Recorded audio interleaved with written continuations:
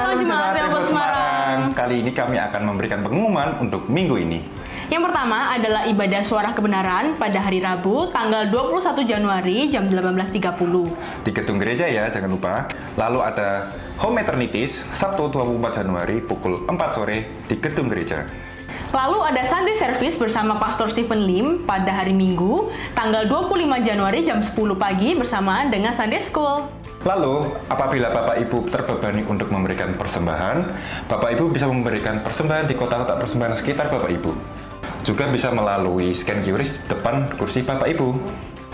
Dan bagi Bapak Ibu yang membutuhkan informasi seputar gereja bisa menghubungi hotline gereja kami ya. Jangan lupa untuk mengikuti sosial media gereja di WhatsApp channel dan juga di Instagram. One Vision, One Heart for Harvesting. Yeay! Sekian pengumuman dari kami. Tuhan Yesus memberkati. Bye.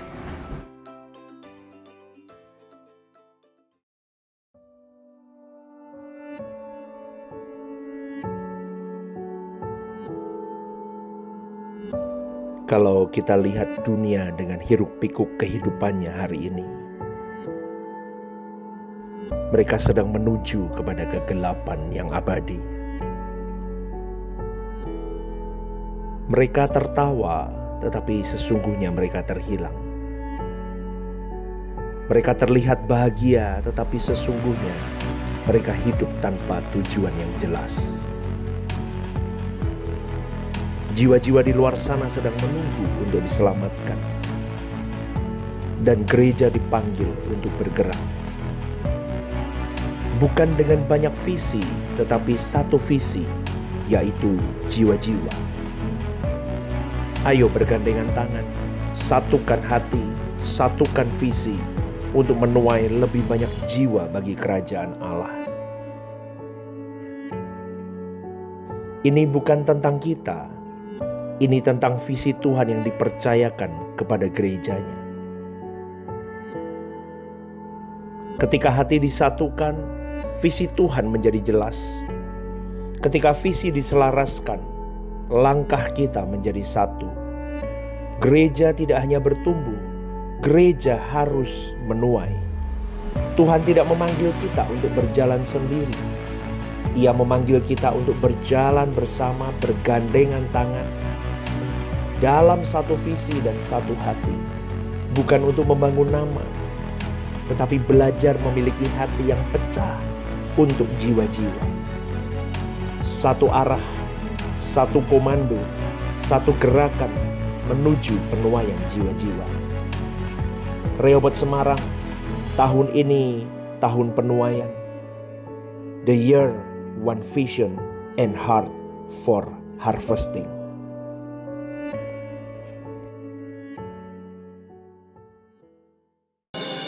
Dan silakan duduk di dalam hadirat Tuhan. Menyenangkanmu. Tutup matamu. Menyenangkanmu. Oh, haleluya. Senangkan Tuhan dalam segala perkara.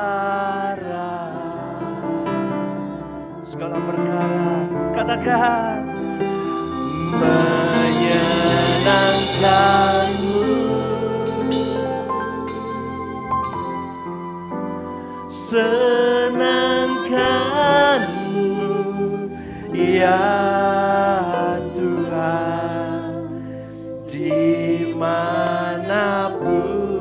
ku berada.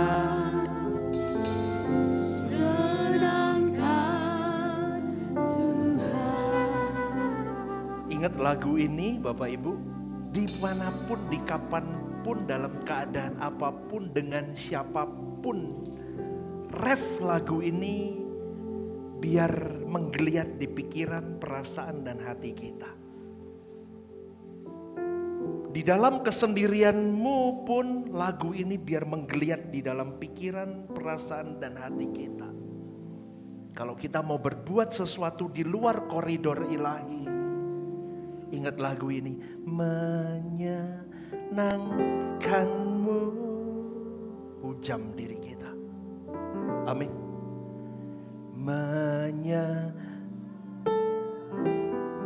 Kalau kita meleset, kita bisa meratap di hadapan Tuhan. Lord, aku gagal. Senangkan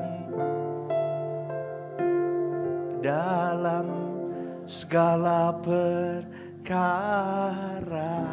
Aku gagal, Bapa. Kita bisa meratap begitu. Menyenangkanmu, senangkanmu ya Tuhan, dimanapun ku berada. Katakan, senangkan.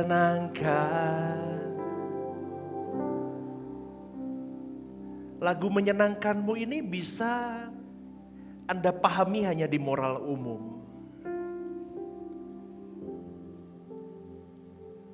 Beragama itu membawa seseorang hanya berhenti di sini sebetulnya, di perbuatan baik.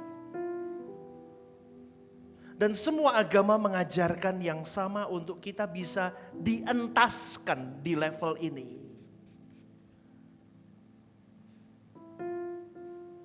Tapi banyak manusia tidak kunjung beragama puluhan tahun masih di sini, di bawah standar moral umum. Maka dibutuhkan pemahaman yang jelas bahwa kehidupan keberagamaanmu tidak hanya bisa di situ. Kau harus bertuhan dengan benar supaya ini pasti sudah lewat kalau kau bertuhan dengan benar.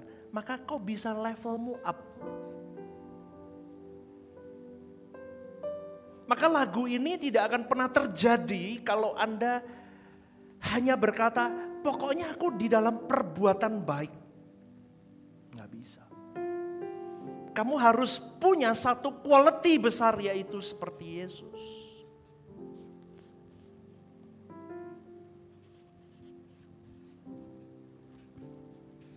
Ini baru bertuhan dengan benar. Rehoboth Semarang saya ajak di sini, bukan hanya di sini. Maka kalau Bapak Ibu ikuti renungan pagi dalam 1 minggu ini, yang minggu sebelumnya juga tentang pikiran-pikiran Kristus, mengenakan pikiran Kristus di pelayanan, di keluarga, dalam hidup hari-harimu. Terus beranjak hidup benar, memandang segala sesuatunya dengan benar. Tujuannya untuk seperti ini. Maka ini baru benar. Tuhan senang gak kamu bermoral umum? Oh senang. Melakukan 10 perintah Allah dekalog itu senang Tuhan. Tapi Tuhan akan lebih disukakan. Karena level kita tidak hanya sebagai menyenangkan Dia, tapi kita mau menjadi sahabat Tuhan. Kita dipersiapkan untuk menjadi mempelai Kristus. Maka levelmu harus di sini. Ini akan jauh membahagiakan hati Allah. Amin, saudaraku. Amin. Berikan tepuk tangan untuk Tuhan. Tapi khotbah saya enggak ini. Ini hanya gara-gara lagu tadi. Ya, Bapak Ibu, saya menyambung 2 minggu yang lalu. Minggu kemarin saya ada enggak? Enggak ada ya. Kemana saya? Saya menemani Ibu Lisi berobat, Bapak Ibu. Thank you untuk doa-doanya. Thank you untuk support sistem dari kalian semua. Semua bisa dilewati bersama dengan Tuhan. Ya, amin ya. Hari ini saya beri judul, coba tampilkan judulnya. Dipanggil untuk satu visi. Kita mau belajar dari Nehemia, saudaraku. Dipanggil untuk satu visi. Di sini ada visi Tuhan. Atau dalam bahasa sehari-harinya, apa yang menjadi kehendak Allah.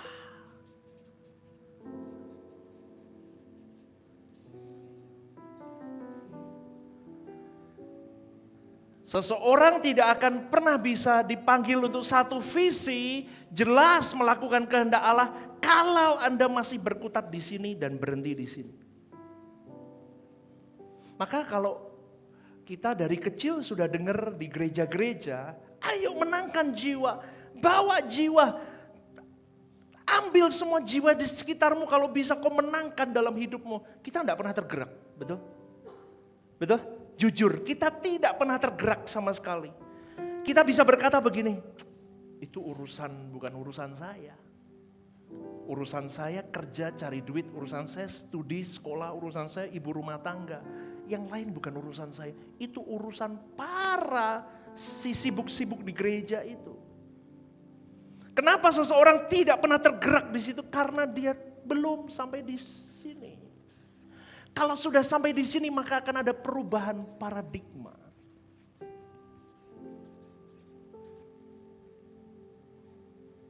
Berpikirnya berubah, berperasaannya berubah. Dia tidak hidup hanya untuk dirinya. Yesus hidup tidak untuk tentang dia. Tapi kalau mau seperti Yesus, paradigmanya hanya tentang kepentingan Bapa dan kerajaan Bapa, kerajaannya dan jiwa-jiwa. Betul apa betul?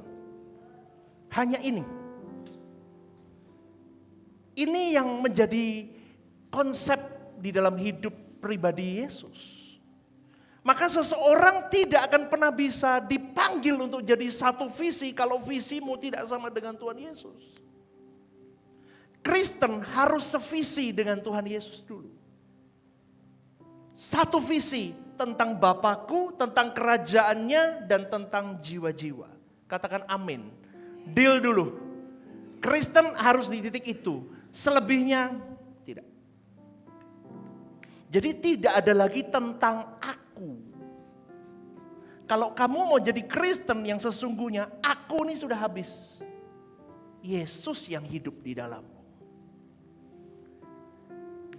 Maka di dalam pembelajaran hari ini saudaraku, saya mau katakan begini. Tuhan itu selalu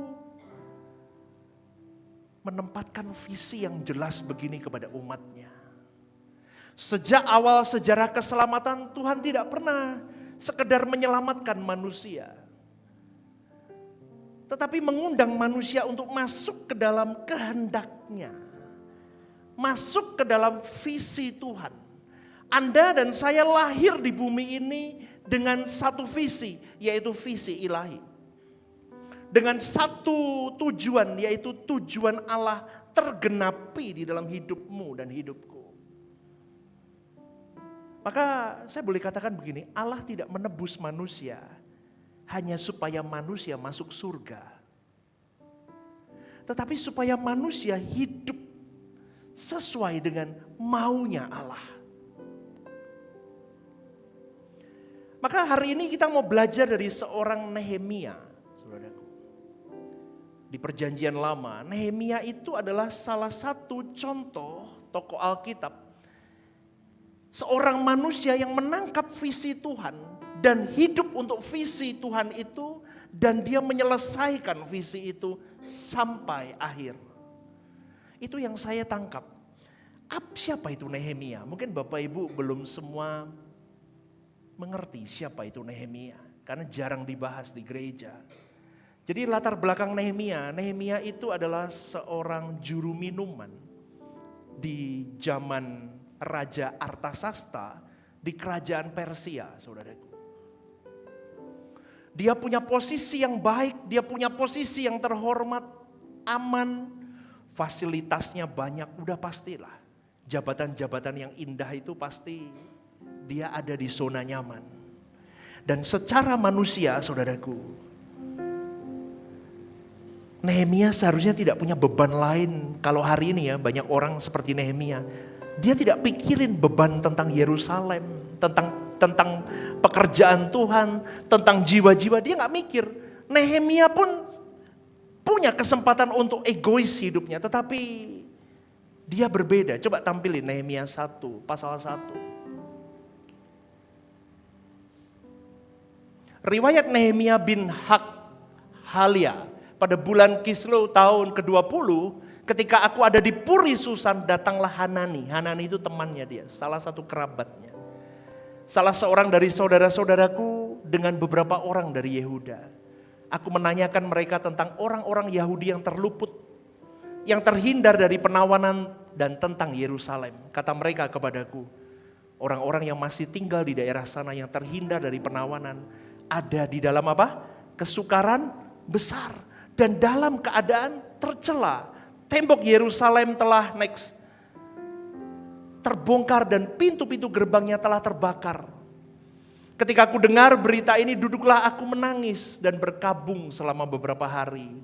Aku berpuasa dan berdoa ke hadirat Allah semesta langit. Kataku, ya Tuhan, Allah semesta langit, Allah yang maha besar dan dahsyat, yang berpegang pada perjanjian dan kasih setianya terhadap orang yang kasih kepadanya dan tetap mengikuti perintah-perintahnya. Berilah telingamu dan bukalah matamu dan dengarkanlah doa hamba-hambamu yang sekarang kupanjatkan kehadiratmu siang dan malam bagi orang Israel. Saya tidak bacakan semua Bapak Ibu, tetapi intinya ketika Nehemia mendengar Yerusalem temboknya roboh, habis terbakar dan banyak orang kesulitan di sana, kita bisa lihat kualitas rohani dari seorang Nehemia. Kenyamanan hidup seorang Nehemia tidak mematikan kepekaan rohaninya. Amin Bapak Ibu. Amin. Maka poin pertama tampilkan, visi Tuhan seringkali tidak datang kepada orang yang sibuk mengejar ambisi pribadi. Nehemia dia sibuk hanya mengejar tentang ambisinya, dia punya zona nyaman. Tetapi kepada mereka yang hatinya tetap terhubung dengan kepentingan Allah, meski kehidupnya pun mapan. Ini jadi gambaran orang Kristen hari ini. Nanti cerita Nehemia akan lanjut terus Bapak Ibu. Tapi kita lihat dulu. Kenyamanan hidup seseorang itu seringkali mematikan kepekaannya untuk menangkap visi Tuhan. Kenapa? Ya ini. Karena banyak orang hidup hanya tentang aku, bukan tentang dia dan jiwa-jiwa.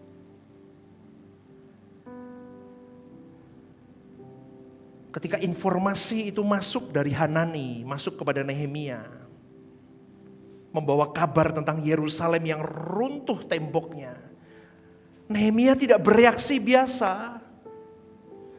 Tadi ayat yang ketiga dikatakan orang-orang masih tinggal itu tercerai-berai di sana. Responnya ia langsung duduk dan menangis, saudaraku.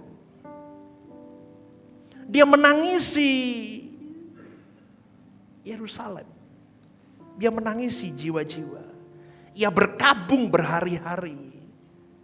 Dia berpuasa, dia berdoa. Ini menunjukkan bahwa visi Tuhan itu lahir dari beban, bukan dari ambisi.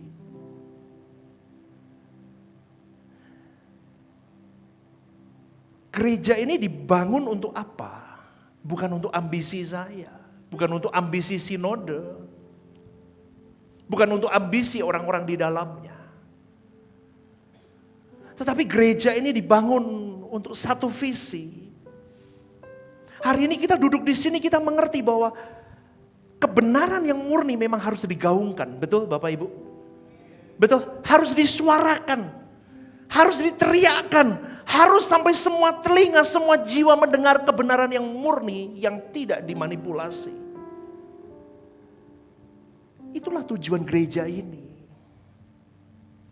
Maka kalau hari ini kita melihat orang di sekitar kita, keluarga besar kita, keluarga inti kita masih banyak yang terhilang. Aturan itu menghujam dirimu dan diriku.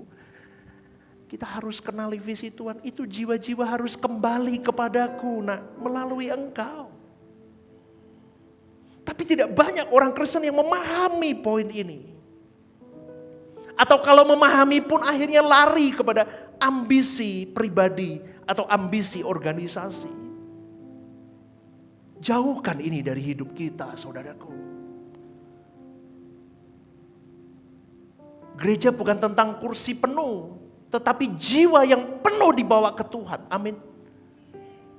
Dari setiap kita yang mau menjadi garam, menjadi terang, yang mau terbeban dengan visi Tuhan ini. Visi Tuhan seringkali tidak datang kepada orang yang sibuk mengejar ambisi pribadinya. Coba kalimat ini diulang terus. Tetapi kepada mereka yang hatinya tetap terhubung, connect dengan Tuhan.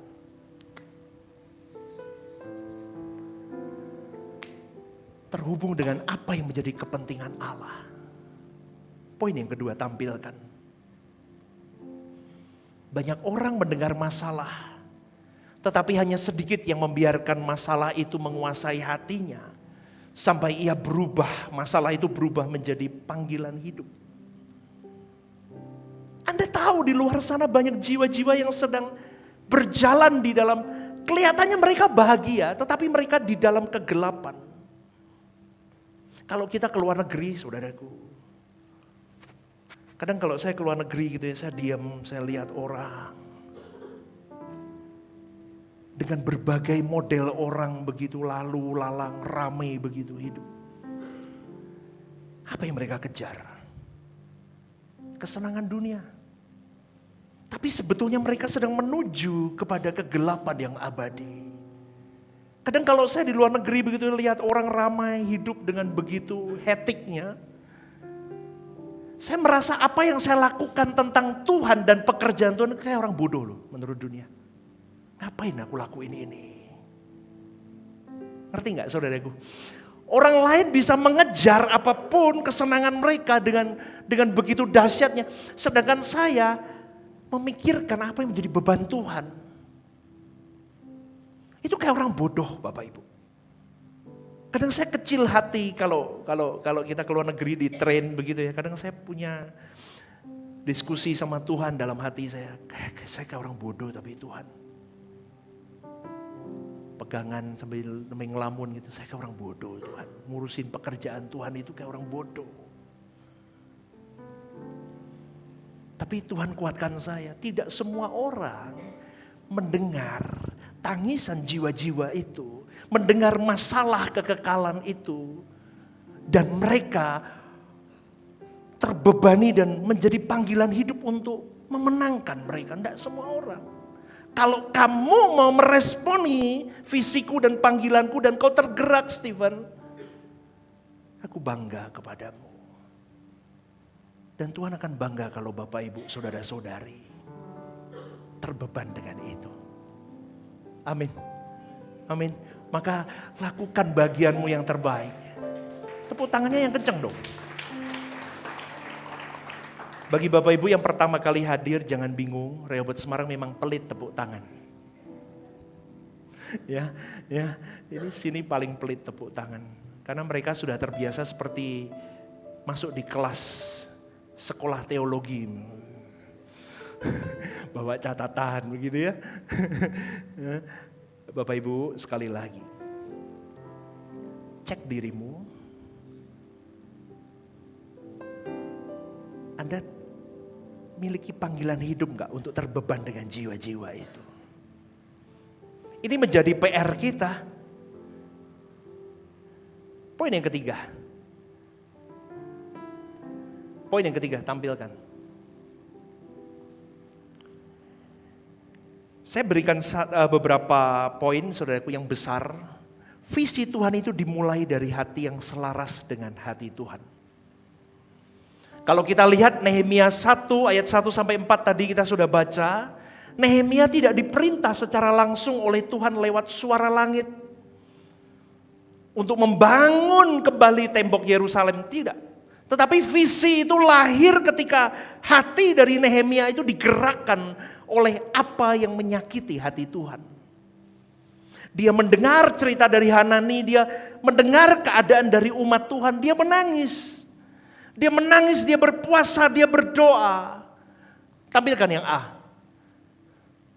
Visi Tuhan tidak diberikan kepada orang yang netral, tetapi kepada orang yang hatinya terbeban. Kalau boleh saya katakan, orang yang bisa sampai memahami ini, dan melakukannya, respon.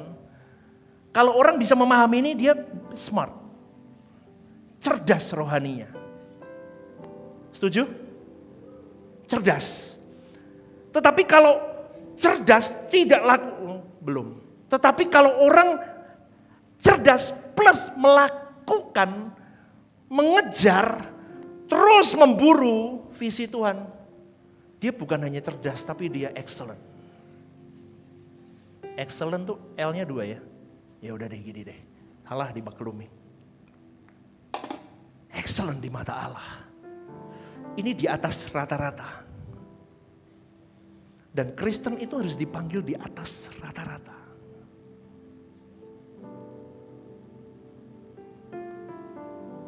Kalau tidak nggak bisa, saudaraku. Semua tokoh Alkitab Injil itu, tokoh Injil itu semua di atas rata-rata. Dan orang di sini pasti cerdas. Dia akan gunakan segala sesuatunya. Kenapa? Karena orang begini sama Roh Kudus terus. Pimpinannya Roh Kudus. Injil. Rema Tuhan terus dihajar di sini. Dia hanya memandang Tuhan Yesus. Wah, ini orang cerdas, saudara. Makanya saya katakan, visi Tuhan tidak diberikan kepada orang netral. Nggak bisa. Rata-rata nggak dipakai Tuhan. Suam buang. Dimuntahkan. Gereja ini nggak boleh netral. Tapi harus excellent. Katakan amin. Excellent. Senggol kiri kanannya. Excellent. Senggol kiri kanannya. Mau yurak bayar, koncongmu yurak ngamuk disenggol. Nggak marah tetanggamu disenggol. Excellent. 1, 2, 3. Excellent. Kalau excellent pasti smart. Wah, beda kelasnya, nggak netral. Sudah sampai di sini Anda mengikuti? Maka lagu tadi menyenangkanmu, menyenangkanmu. Ini ada nadanya gak sih? Senangkan Tuhan karena mereka ini baru cari menyenangkanmu. Oh, katakan senangkanmu.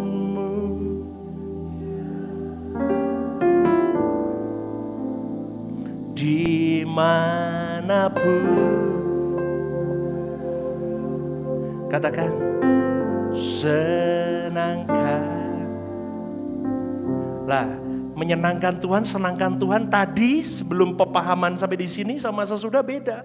Berarti menyenangkan Tuhan yang saya maksud bukan di sini, tapi di sini. Kalau dalam bahasanya GSKI itu sempurna seperti Bapa, serupa dengan Tuhan Yesus. Sampai di titik itu.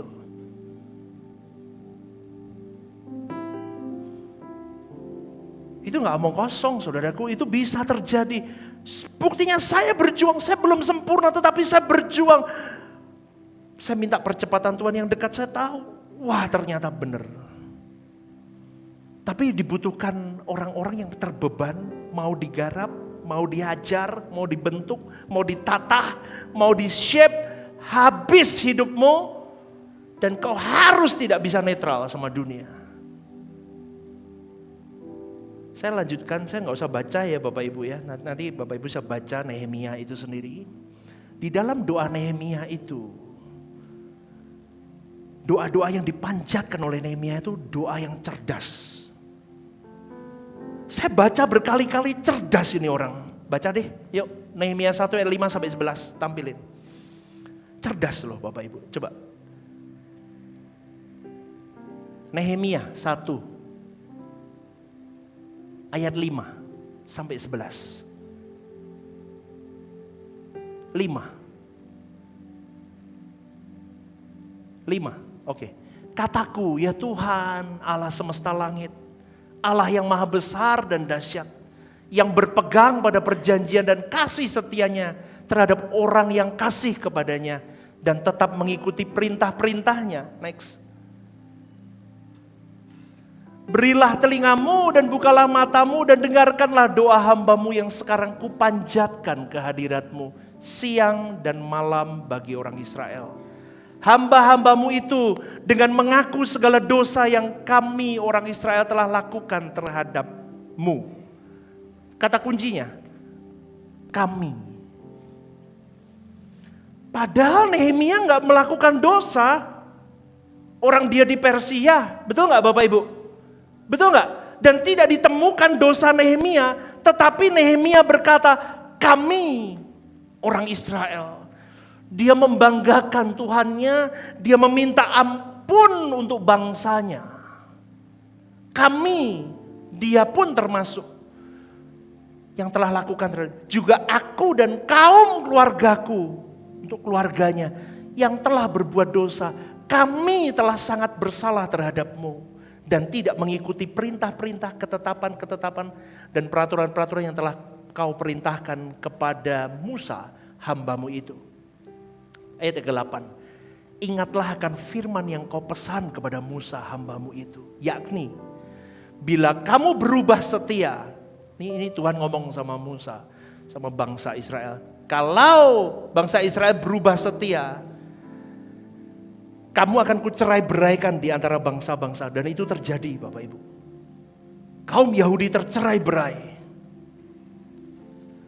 Tetapi bila kamu berbalik kepadaku dan tetap mengikuti perintah-perintah serta melakukannya, maka sekalipun orang-orang buanganmu ada di ujung langit, akan kukumpulkan mereka kembali dan kubawa ke tempat yang telah kupilih untuk membuat namaku diam di sana. Bukankah mereka ini hamba-hambamu dan umatmu yang telah kau bebaskan dengan kekuatanmu yang besar dan dengan tanganmu yang kuat? Ya Tuhan, berilah telinga kepada doa hambamu ini dan kepada doa hamba-hambamu yang rela takut akan namamu. Dan biarlah hambamu berhasil hari ini dan mendapat belas kasihan dari orang ini. Ketika itu aku ini juru minuman raja. Doa Nehemia itu matang, teologis, cerdas. Dia fokus kepada siapa Allah pertama-tama. Nehemia memulai dengan pengakuan akan You are the great Lord, Allah yang besar, dahsyat dan setia pada perjanjiannya. Ini penting, Nehemia mengajarkan kepada engkau dan saya. Kalau ada masalah, fokusmu tenang dulu. Fokusmu, visimu harus berpusat pada Tuhan, bukan pada masalahnya. Kepada Tuhan dulu, agungkan Dia. Kemudian yang kedua, kita belajar doa Nehemia, pertobatan kolektif. Nehemia mengakui dosa dari bangsanya.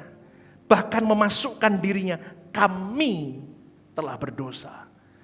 Padahal Nehemia tidak berdosa. Tidak melakukan suatu kejahatan apapun. Tidak dicatat di situ. Di situ visi Tuhan menumbuhkan tanggung jawab, bukan sikap yang menyalahkan, tetapi ikut sepenanggungan. Dan yang ketiga, doa Nehemia mengajarkan untuk mengingat janji Allah. Nehemia mengingat firman Tuhan kepada Musa. Artinya Nehemia mau mengajarkan kepada engkau dan saya, visimu harus berakar dari firman. Janji Tuhan kepada nenek moyangmu, bukan kepada perasaanmu. Poin yang ketiga B, dikatakan begini. Allah mempercayakan kehendaknya kepada orang yang bersedia membiarkan hatinya dibentuk oleh perasaan Allah. Katakan amin, saudaraku. Maka coba aplikasikan di dalam dirimu. Apakah Anda masih peka terhadap keadaan orang-orang di luar sana yang tidak mengenal kebenaran dengan murni? Ataukah hatimu sudah tumpul karena nyamannya hidupmu? Poin yang keempat, tampilkan. Maka di gereja ini berkali-kali saya ajarkan Bapak Ibu, kalau Tuhan melakukan segala sesuatunya dalam hidupmu, sampai mujizat-mujizat sesuatu yang terjadi, yang spektakuler, yang kau rasa lahiriah itu membuatmu wow dengan Tuhan, itu pasti ada tujuannya. Poin yang keempat, tampilkan. Semua yang dilakukan Tuhan dalam hidupmu, di dalam kesengsaraanmu, di dalam kebahagiaanmu, di gunung tinggi kehidupan maupun di lembah curam hidupmu, dengan segala yang Tuhan lakukan di tekukan-tekukan hidupmu, saya kasih tahu, tujuannya hanya untuk satu ini. Apa? Memulihkan umatnya. Bukan tentang kita, tapi untuk memulihkan umatnya kembali ke visi Tuhan. Ini jelas, visi Tuhan selalu jelas. Kemudian Nehemia dengan muka yang agak lesu, agak murung, dia tetap melayani raja, saudaraku. Meskipun dia berdoa, berpuasa, dia terbeban dengan itu. Kemudian raja bertanya kepada Nehemia, kenapa mukamu murung? Murung dan muram, kenapa? Nehemia ketakutan karena tidak boleh ada satu muka yang murung di depan raja. Kemudian Nehemia mencurahkan isi hatinya. Dari terbeban dia berani speak up kepada Raja Artasasta. Dia menyatakan kesedihannya di hadapan raja. Ini tindakan beresiko loh. Kemudian dia berbicara kepada raja, bagaimana aku tidak murung, tempat di mana aku lahir, tempat di mana bangsaku ada, sedang mengalami hal seperti itu. Kemudian raja itu bertanya kepada Nehemia, apa yang bisa kulakukan atasmu? Biar aku panjatkan doa kepada Tuhan. Nehemia memberanikan diri, dari terbeban dia beranjak menjadi melakukan, berani keluar dari zona nyamannya. Dia takut sama raja, tapi dia berani ngomong, dia berani meminta sesuatu. Kalau boleh raja, izinkan aku ke Yerusalem untuk membangun tembok itu. Tetapi kalau kau izinkan aku minta surat supaya aku bisa melewati semua perjalananku dengan baik. Surat dari raja. Ini gambaran orang kalau sudah punya beban, dia berani menerobos apapun yang beresiko dalam hidupnya. Amin. Ini ngantuk apa enggak diceritain begini? Hah? Amin apa enggak nih? Kamu kalau udah tak ceritain Nehemia, enggak baca Nehemia kamu. Ya, jangan dikira pastormu nggak tahu loh. Ya, ini tak ceritain supaya kalian tahu. Ini ada makna teologisnya. Ya, ada terobosan yang berani dilakukan oleh Nehemia. Dia minta izin, dia minta surat kuasa. Tapi Tuhan itu bekerja. Makanya kalau kamu berani punya beban untuk pekerjaan Tuhan, kamu berani keluar dari zona nyaman, Tuhan bekerja. Buktinya apa? Nehemia, Tuhan bekerja. Raja langsung ACC loh. Oke, berapa lama? Nehemia ngomong ya secepatnya selesai. Ada berkat lagi dari raja. Oke, dibawain pengawal. Semua nuntun dia dalam perjalanan. Dikasih keledai 1. Kalau sekarang kamu dibawain Avanza 1. Lo amin apa enggak nih? Atau motor Beat aja udah dikasih kendaraan 1, dikasih pengawal. Itu kemurahan. Sampai Nehemia berkata, wow ini kemurahan Tuhan. Apa yang kita ambil dari sini? Kalau visi Tuhan itu tidak akan bertentangan dengan hikmat dan perencanaannya yang sempurna. Indah loh saudaraku. Saya ketika membuat visi ini sama Tuhan, visi gereja kita, Rehoboth Semarang, one vision, one heart for harvesting, itu saya berbulan-bulan saya minta sama Tuhan, apa Tuhan. Ketika dapat, tapi gak mungkin, bangku masih kosong banyak Tuhan. Saya pakai visi begini malu dong. Loh, iya gak? Malu dong. Bangku kosong semua. Jemaat belum banyak. Ini kalau orang belum memahami ini pasti kan menghitungnya dari bangku. Betul gak Bapak Ibu? Loh, betul gak? Ini kok ya mudeng loh. Kalau di gereja-gereja ngomong for harvesting itu apa? Jemaat. Kalau Anda sekarang di sini sudah mulai paham, tidak hanya tentang duduk di sini. Tetapi Anda di luar sana jadi garam, jadi terang, menangkan jiwa-jiwa di luar sana. Tapi untuk membawa jemaat memahami dulu ini kan gak gampang. Itu butuh, berani gak ya? Aku gak berani Tuhan. Pertama gak berani Bapak Ibu. Janganlah. Saya sudah ngobrol sama polisi, sama beberapa orang. Bagus. Aduh. Tapi aku gak mau ini. Udahlah. Tetap yang dulu aja dilanjutin karakter Kristus. Loh. Karena saya takut saya mau ngumpet. Saya seperti Nehemia. Saya tidak mau seperti Nehemia yang mendobrak. Saya mau ngumpet. Saya mau di zona nyaman. Maka pada pagi hari ini saudaraku, kita mulai mengerti bahwa poin yang keempat tampilkan. Orang yang sungguh melihat visi Tuhan bukan hanya rohani hidupnya, tetapi dia bertanggung jawab secara praktis. Artinya apa? Dia berjuang di dalam segala keadaannya,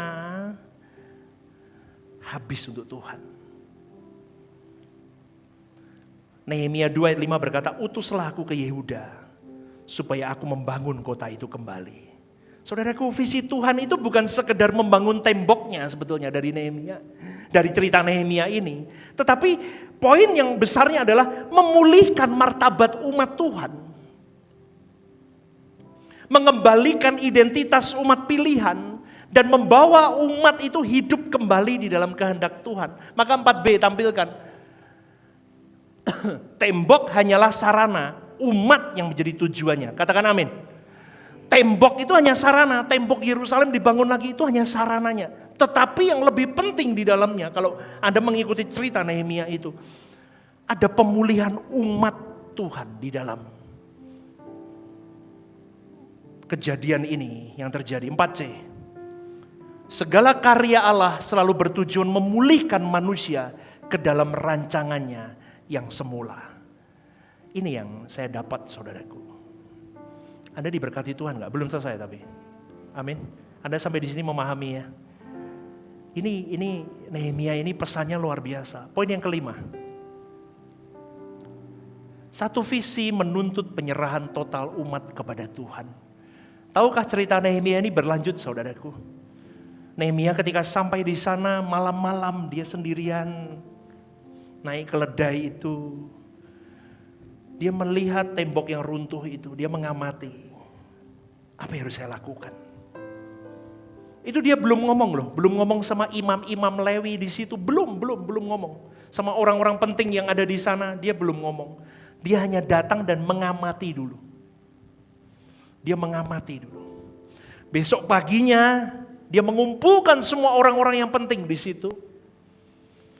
Dia mengungkapkan visi Tuhan melalui hidupnya. Dan Tuhan bekerja lagi. Makanya tadi saya ngomong, kalau kau bersama dengan visi Tuhan, bukan visi ambisi pribadimu, Tuhan akan bukakan jalan. Dan orang-orang di situ semua setuju. Baik, mari kita bangun tembok ini kembali. Di situ Nehemia langsung plong. Dia berkata, terima kasih Tuhan. Ini perpanjangan tangan Tuhan. Dan visi yang dari Nehemia itu menular, menggerakkan orang lain, menggerakkan, mengimpartasi orang lain. Dia baru berkata, mari kita bangun tembok Yerusalem. Dia enggak ngomong, ayo kamu bangun tembok Yerusalem, enggak. Tapi kita bangun tembok Yerusalem. Saya menemukan satu jelas pesan dari Nehemia ini, saudaraku. Kenapa dia selalu menggunakan kata kami, kita.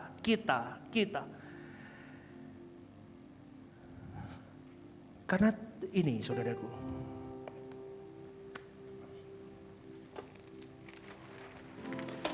Dengar baik-baik.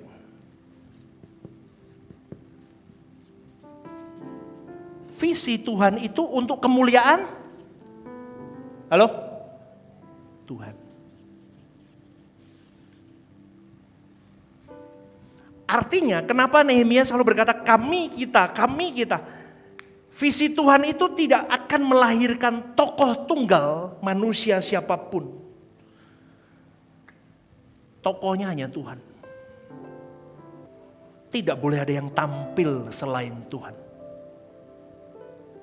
Di semua lini hidupmu, di pekerjaanmu, di pelayananmu, di rumah tanggamu, di semuanya about Him. About dia.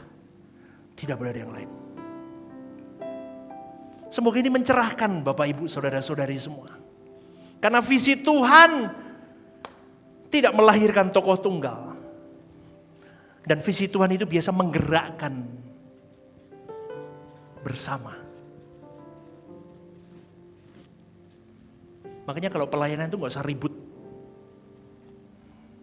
Saya ngomong dulu Bapak Ibu, di sini gak ribut sih. Tapi saya mau kasih tahu, semua lakukan bersama. Semua lakukan bersama. Kepentingan Tuhan. Lakukan bersama kepentingan Tuhan. Udah gak ribut. Kenapa? Kalau masih ribut terus Anda gak akan pernah bisa menggapai.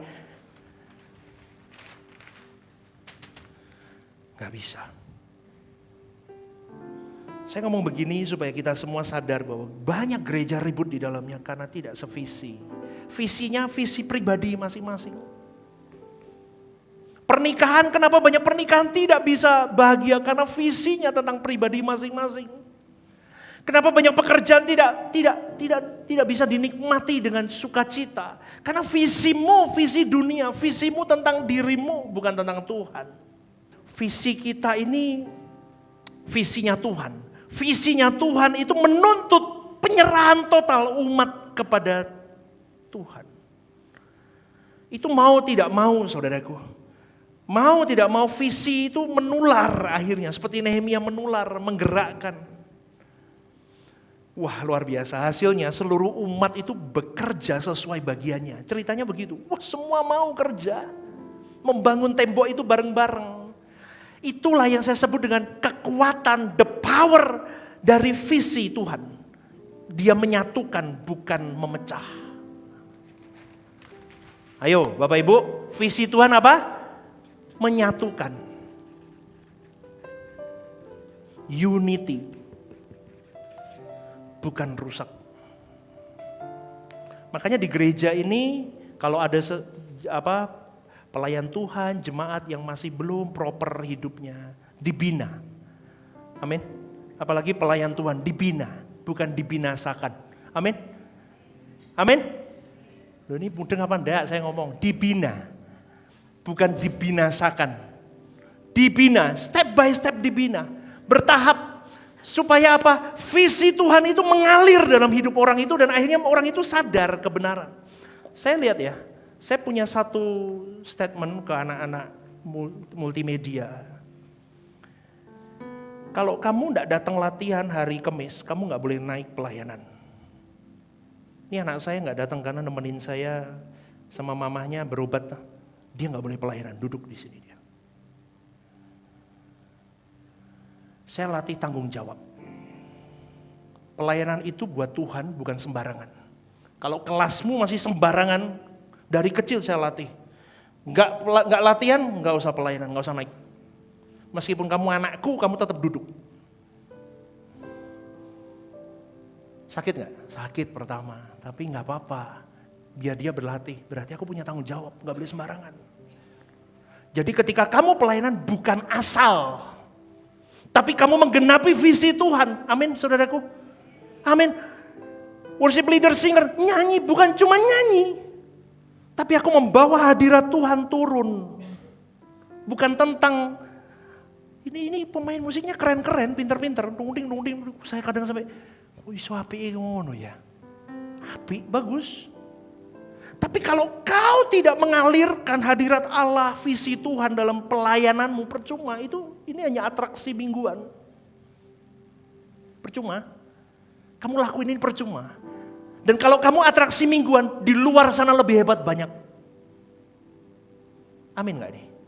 Maka berpuasalah, berdoalah, temukan visi Tuhan. Kenapa aku harus melayani hari ini? Untuk apa aku harus melayani? Buat siapa? Bukan tentang aku, tetapi tentang Tuhan dan tentang jiwa-jiwa. Bagaimana aku membawa jiwa-jiwa naik ke ukupan Tuhan melalui penyembahan, melalui pujian. Gak usah ngomong teknik penyanyi lebih hebat di sini. Tapi penyanyi belum tentu bisa bawa hadirat Tuhan dengan tekniknya. Naik ke ukupan Allah. Tapi kalau orang dengan punya koneksi dengan Tuhan beda. Makanya gak apa-apa falas sedikit. Menyenangkanmu. Ora apa-apa. Tapi ketika kamu ngomong menyenangkanmu itu ada hati yang amin. Beri tepuk tangan untuk Tuhan. Lanjut Bapak Ibu. Kita mau cepat aja, nanti gak keburu sayang. Nehemia 4 ayat 6 berkata, tetapi kami terus membangun tembok sampai setengah tinggi dan sampai ujung-ujungnya bertemu. Karena seluruh bangsa bekerja dengan segenap hati. Kata kunci lagi, segenap hati. Rehoboth Semarang, kalau mau menuai jiwa, lakukan bersama dengan segenap hati, dengan visi Tuhan. Kuncinya unity, unity, unity, unity. Terus ada masalah dikecilin, kalau besar dikecilin, kalau kecil dihabisin. Jangan dibesar-besarin. Tapi Rehoboth Semarang nggak ada. Betul, ini bukan bohong Bapak Ibu, real. Sekarang nggak ada yang begitu. Dulu banyak. Sekarang nggak ada. Sekarang udah banyak bertobat karena belajar.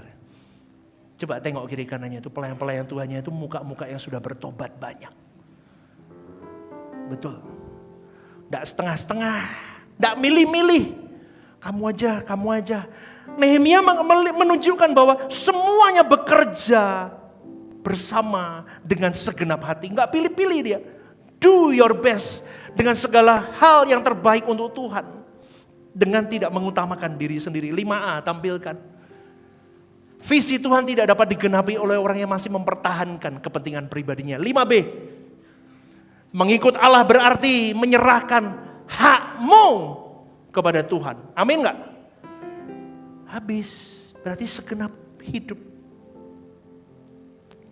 Kalau kamu ngomong memenangkan jiwa untuk gereja ini. Oke, kita bawa.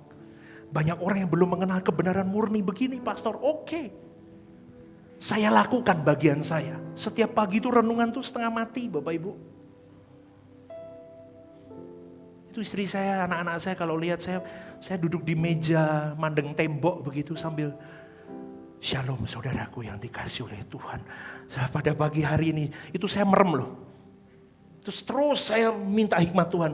Tidak boleh ada suara, tidak boleh ada apa. Ada suara dikit, saya blank. Tuhan, pada pagi hari ini terus saya ngoceh. Saudaraku yang dikasih oleh Tuhan. Caranya saya minta doa dulu sama Tuhan. Dapat poinnya apa, mau ngomong apa. Oke, saya tangkap di kepala saya poinnya mau ngomong ini. Saya lihat tembok, saya ngoceh. Saya ganjel buku, biasa handphone saya taruh, saya ganjel buku, saya ngomong. Saudaraku yang dikasih oleh Tuhan, selamat pagi. Hari ini hari Minggu, jangan lupa ke gereja ya. Betul, tadi udah ngomong begitu kan tadi pagi. Jangan lupa ke gereja lokalmu. Kalau Bapak Ibu jalan-jalan pun tetap harus ke gereja. Itu saya ngomong Wih, 16 menit. Oke, yes, kayak Rehoboth Semarang. One vision, one heart for harvesting. Tuhan memberkati. Klik. Itu tiap hari saya begitu. Tiap hari. Kenapa? Saya sudah malas sebetulnya. Jujur. Kalau daging saya, udah deh, gak usah lah. Tapi setiap kali banyak DM masuk, banyak orang diberkati. Ternyata aku saving one soul every day. Do your part. Lakukan bagianmu, tangisi jiwa-jiwa untuk Tuhan. Saya katakan ini saudaraku. Saya sampai seperti orang gila, saya mau gimana lagi Tuhan. Saya mau lebih lah, gak bisa, saya gak ada dana. Gereja ini gak punya dana. What should I do? Sampai saya ngomong sama ketua divisi, pasang yuk, pasang. Bukan untuk saya. Siapa tahu kau bisa memenangkan jiwa itu. Karena gereja kita gak bisa apa-apa lagi, saudaraku. Kita gak punya dana. Kita gak punya orang banyak seperti gereja lain. Kita hanya punya kita dan tools sederhana yang ada di tangan kita. Betul? Betul? Beban itu ada di dalam jiwamu. Gapai mereka. Seperti Nehemia yang terbeban dengan jiwa-jiwa itu. Gerakkan hidupmu. Saya sampai kadang, saya itu kepingin gini loh Bapak Ibu. Kepingin buat, itu ada nyanyi-nyanyi gitu ya. Saya tak nyanyi gitu. Supaya orang gara-gara nyanyi kan masuk ke YouTube gereja. Biasa kan begitu kan? Ya kan? Apalagi lagu-lagu GSKI. Tapi saya ngomong sama Tuhan, lah suaraku aja falas oh Tuhan. Oh tapi enggak apa-apa. Gembala tetap punya karisma kalau nyanyi, betul gak? Betul gak? Ya kan? Enggak apa-apa. Orang kita punya, kemarin kan kita ada di gereja di YouTube tuh 3 lagu. Tapi kan kebantu sama backup-annya. Suaranya bagus itu. Jadi kalau saya tunggal, tikus saja bisa lari Bapak Ibu. Tapi tidak apa-apa, cuman kendalanya saya belum ini musik-musik, rekamannya repot. Saya baru ngomong sama Tuhan, Tuhan cukupkan deh, apa deh, saya mau tambah lagi supaya bisa menggapai banyak jiwa. Bukan cuman saya yang gerak, Bapak Ibu gerak dong. Kayak cerita Nehemia ini, siap nggak untuk menemukan visi Tuhan dan memakai visi Tuhan untuk memenangkan jiwa-jiwa? Amin. Amin, berarti gerak, semuanya gerak. Karena mengikuti Allah berarti menyerahkan hak atas hidup sendiri. Bentar lagi ya, selesai ya. Saudaraku, poin yang ke-6. Bentar lagi saya selesai, saya cepetin. Oke, tadi kita sudah ngomong visi Tuhan kita udah dapat untuk kepentingan Bapa dan jiwa-jiwa. Kita semua harus unity, setuju? Kita mau kuat, oke, bagus, good. Kita mau respon, kita mau gerak, good. Tapi ingat, visi Tuhan akan selalu diuji dengan distraksi dan kompromi, itu pasti. Nehemia begitu, semua sudah deal. Tapi ada sekomplotan orang yang gak suka Nehemia lakukan itu.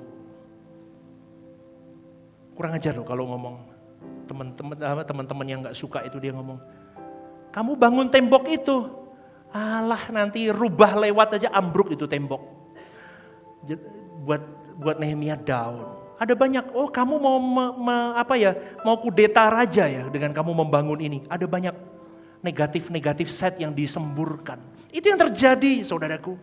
Maka pada pagi hari ini, saudaraku, ujian dari visi Tuhan adalah gangguan, ancaman, dan keletihan. Saat pekerjaan Tuhan itu berjalan, akan datang ejekan. Seperti Nehemia ini, Sanballat dan Tobia itu mengejek Nehemia. Ada lagi, mereka akhirnya tidak mempan dengan ejekan, dia mengancam fisik Nehemia. Tahu nggak saudaraku, akhirnya semua rakyat Israel itu, satu tangan bawa pedang, satu tangan membangun. Itu yang terjadi. Satu tangan bawa ini, satu tangan bekerja. Karena diancam, mereka diancam. Dan beberapa orang mereka membawa kalau zaman dulu itu shofar. Put, kalau ada ditiupkan berarti kumpul mereka, ada bahaya. Sampai begitunya. Firman ada, penyertaan Tuhan ada, tapi ujian juga ada. Maka dibutuhkan sekali lagi unity yang kuat, saudaraku. Dan jangan kehilangan fokusmu. Kita harus memenangkan visi Tuhan dalam hidup kita. Nehemia tidak kehilangan fokus, dia berkata, aku sedang melakukan pekerjaan besar, tidak mungkin aku turun. Kan dipanggil sama Sanballat untuk turun. Ini kalimat kunci orang yang hidup dalam visi Tuhan. Visi yang jelas membuat seseorang tidak mudah terdistraksi. Katakan amin. Fokus aja jalan. Dalam Nehemia 6 ayat 2-3, Sanballat mengutus orang kepadaku dengan pesan, mari kita mengadakan pertemuan bersama di Kefirim, di lembah Ono. Tetapi mereka berniat mencelakakan aku. Lalu Nehemia menulis surat balasan kepada Sanballat dan berkata, aku tengah melakukan suatu pekerjaan yang besar, aku tidak bisa datang. Apa pekerjaan ini terhenti oleh sebab aku meninggalkannya dan pergi kepada kamu. Saudaraku, godaan terbesar bukan penolakan terang-terangan, tetapi seringkali godaan terbesar itu adalah ajakan untuk berkompromi. Atau pengalihan fokus. Atau tawaran yang kelihatannya baik. Poin 6A. Musuh visi Tuhan tidak selalu jahat, seringkali terlihat masuk akal. Iya ya, Tuhan enggak usah begitu. Iya, sebetulnya begitu, nggak perlu deh pastor, nggak usah begitu deh pastor. Iya aturan, mudeng dah saya ngomong gini. Seringkali begitu, nggak perlu deh. Ngapain sih sampai begitu?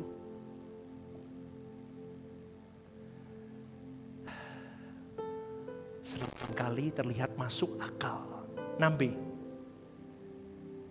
Iblis jarang menghentikan manusia ilahi, man of God. Man of God artinya tadi, orang yang excellent di hadapan Allah.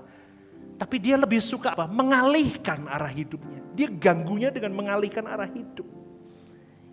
Yesus itu man of God. Betul?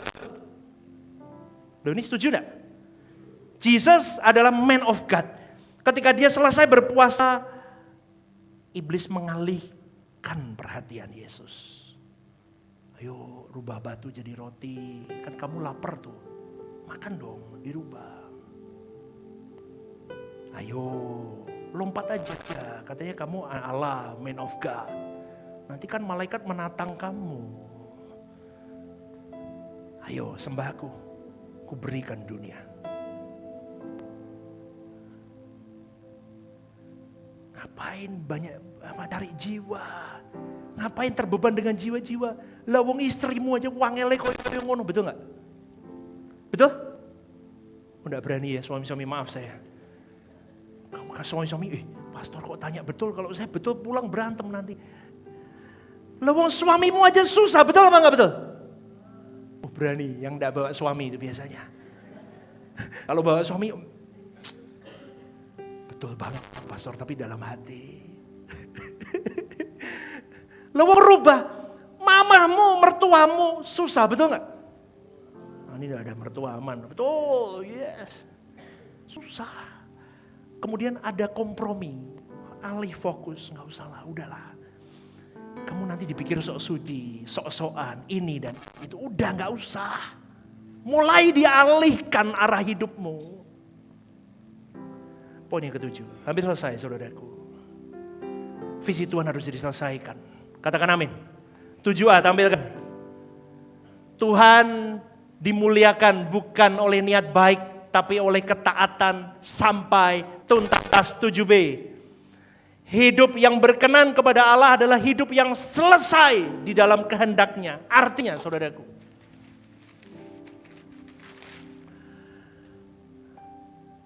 kamu dan saya tidak akan finishing well.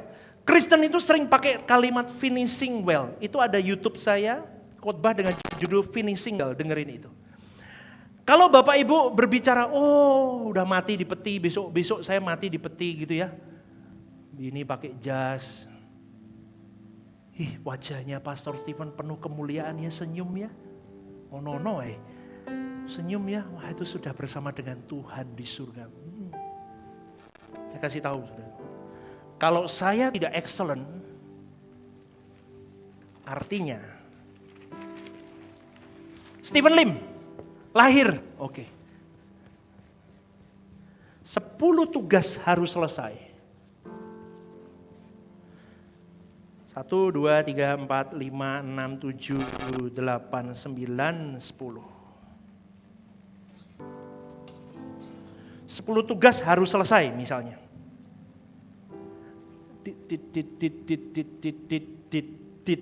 Not. Kalimat finishing well gugur. Meskipun 9 lainnya kau lakukan, tapi 1 kau gagal, gugur. Harus berhasil. Yuk 1, 2, 3. Harus berhasil. 1, 2, 3. Harus berhasil. 1, 2, 3. Harus berhasil. Tuntas. Nehemia tuntas membangun tembok itu.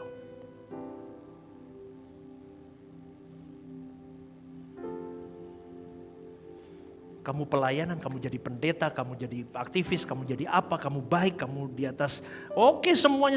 Tapi kamu tidak terbeban dengan jiwa-jiwa. Kamu terbeban dengan jiwa-jiwa, kamu ini, kamu itu, kamu ini, kamu itu. Tapi kamu tidak hormat sama orang tua. Kamu lakukan semuanya aktivisme, semua. Tapi kamu masih cinta yang lain. Selain Tuhan, kecil porsimu, berapa persen? 1%, 0,0001%. Iya, susah enggak? Gimana? Susah enggak? Tapi ini faktanya, Ini maunya Tuhan. Makanya saya takut loh Bapak Ibu kalau setiap kali khotbah tanya istri saya. Istri saya sampai ngomong mesti. Padahal saya sudah naik mimbar tuh berapa ratus kali Bapak Ibu. Tapi Tuhan tolong aku takut. Takut bukan hanya takut gak bisa nyampein semua pesan Tuhan. Tapi takut saya setelah duduk saya harus ngelakuin, gak bisa lakuin. Betul? Gak bisa lakuin terus piye. Malu dong, tengsin dong dilihat nanti jemaat di kekekalan. Loh, ternyata Pastor Simon masuk neraka loh. Tiba gebar-gebor kayak begitu. Tiap pagi, renungan pagi kayak begitu. Tolong aku, tolong kasih aku setitik air. Lu kan izin toh. Betul gak Bapak Ibu? Duh, aku ngomong mudeng enggak? Kan malu toh. Aduh, tolong. Loh kan gawat Bapak Ibu. Itu bisa terjadi. Oh bisa. Maka saudaraku sekali lagi, puncak visi dari Tuhan adalah pemulihan lebih dari tembok. Tembok Nehemia yang dibangun, tembok Yerusalem selesai 52 hari. Tapi visi Tuhan tidak berhenti pada bangunan. Setelah tembok itu berdiri, di dalamnya mulai terjadi pemulihan, saudaraku. Ternyata raja-raja, bupati-bupati di situ dulu menekan masyarakat. Di situ terjadi pemulihan dan akhirnya mengembalikan apa yang sudah diperas oleh pemimpin-pemimpin hari itu. Pertobatan nasional terjadi, pembaharuan terjadi. Esra membawa kitab dan berdoa di hadapan Allah di depan bangsa itu. Terjadi pertobatan nasional, pemulihan bangsa. Amin gak saudaraku? Itu yang saya maksud. Visi Tuhan dimulai dari satu orang yang terbeban. Jalan, gerakan, keluar dari zona nyamanmu. Hidup bukan tentang dirimu lagi. Lakukan bagianmu. Tularkan visi Tuhan. Impartasikan. Buat semua jiwa yang sudah tidur panjang. Wake up, bangun, bangkit. Dan mulai berpikir, aku hidup bukan untukku lagi. Tapi untuk Tuhan dan kepentingan Tuhan. Dan jiwa-jiwa. Amin. Amin. Tampilin yang 7C dong tadi kelewat 1 poin. Ini bagus. Visi Tuhan itu selalu bertujuan memulihkan hubungan Allah dengan umatnya. Kalau kamu bawa jiwa-jiwa, kamu menangkan jiwa-jiwa dimanapun kau berada. Itu kamu sedang berjuang untuk membantu pemulihan hubungan Allah dengan jiwa itu.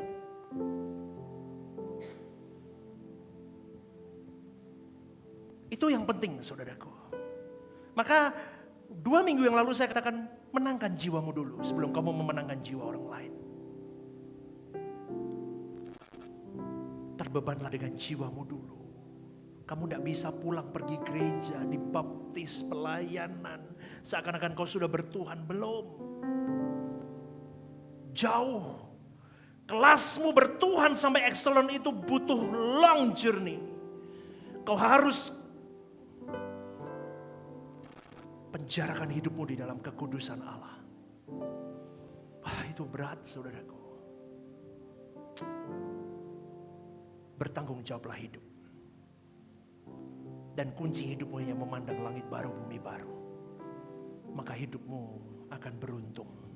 Poin yang ke-8, tampilkan.